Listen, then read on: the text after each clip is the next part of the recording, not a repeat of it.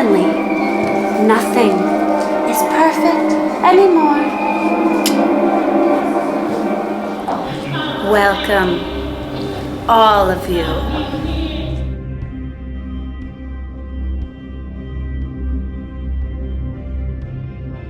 And a lot of it for us was focusing on the original lore of the story by Lewis Carroll. The riddle, The Girls That Live at the Bottom of the Well, is from the original story, and just thought it was something really fun to explore with mental health, focusing on the original lore and how does that impact Alice and a family. So there was once two girls who lived at the bottom of a well.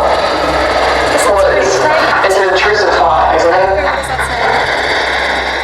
You know, a lot of times in these very complex family relationships, you have someone who's trying to do something and trying to help someone, but honestly, you end up doing the opposite and pushing them further away. So I think like using stuff in my own past and then, you know, trying to translate that into, wait, I'm actually now the person that's causing the pain. And like, that was kind of hard for me to process because it was like, I would feel bad a lot of times saying these things just because, you know, thinking about how it would affect like my words, thinking I'm helping and actually it's doing the opposite. It's really hurtful. So I thought the script was fabulous though, because it had just enough of like the Alice that everyone thinks about, but it's so much more than that. It's like really about this family and their, you know, how the mom is, you know, trying to be helpful and she's not, and then the sister is trying to find her place in it. There's this dichotomy where we have our real world versions of ourselves, and then in the well in Alice's sort of dream nightmarescape, and how a lot of the secondary characters that we play when we are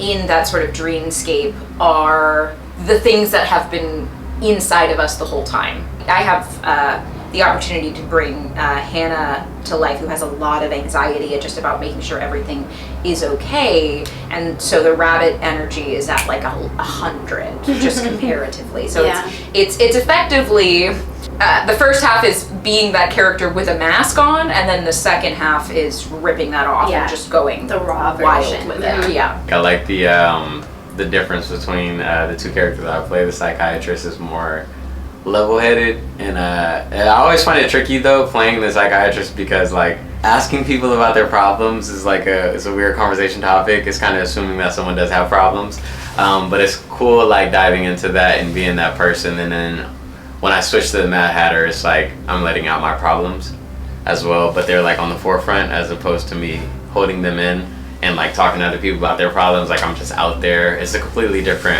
character shift. And I like the fact of like the two girls at the bottom of the well.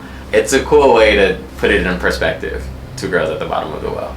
I am like a die-hard, ever since I was a kid, Alice fan, and so is my dad, and it's something that we connect over a lot. And I am so scared every day getting up and like getting ready to do the show, like every run, because it is so true to life, I feel. I mean, I've had so many, especially being a kid who was very in my head at all times, like very checked out, always here. It's been really just very, very surreal. And for Alice too, everyone else has a switch, but Alice really is the same the entire time. Is so incredible to kind of get to be hand in hand with the audience, that we're both going through this at the same time. And it's been wonderful getting to ask people when I have them alone, ask them like very private questions is so incredible. And the just the way that everyone lets their guard down is just wonderful. And yay! Yay show!